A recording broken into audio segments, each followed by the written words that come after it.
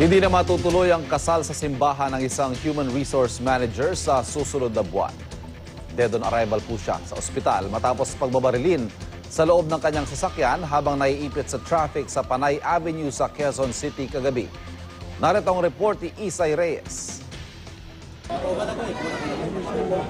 Walang awang pinagbabaril ang babaeng sakay ng itim na kotseng ito sa kahabaan ng Panay Avenue, Quezon City, pasado alas 6 kagabi. Ayon sa mga saksi, mabigat daw ang daloy ng trapiko ng mga oras na iyon nang makita nilang tumigil ang mga suspect. 2 motorsiklo ang gamit ng mga ito. Sakay ng isa ang gunman at tinutukan ng babae. Yung tumira, bumaba, tapos bilanatan.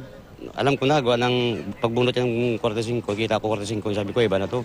Bubira ko dun sa poste, sa gate. Habang titingnan ko ginagawa niya. Nung bilanatan, hindi yata, hindi makikita sa loob kung patay na buhay. Ginaganyan niya. Matapos ang pamamaril, hindi pa raw agad tumakbo ang gunman. Sinili pa raw muli ang sasakyan at tila nagbanta pa sa mga tao bago tuluyang tumakas. Sumigaw ako, nataranta siya, hindi siya nakapaputok. Kinilala ang biktima na si Menchu Gotchinko, 42 taong gulang.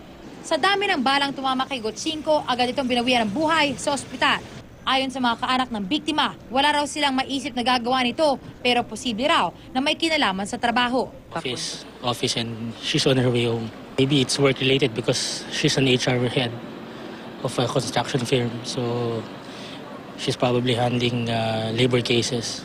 Lubos ang paghinagpis ng mga kaanak, lalo pat nakatakdang magpakasal si Gotchinko sa Desyembre. Patuloy ang investigasyon ng pulisya para matukoy ang tunay na motibo sa krimen at mahuli ang nasa likod ng naturang pamamaril.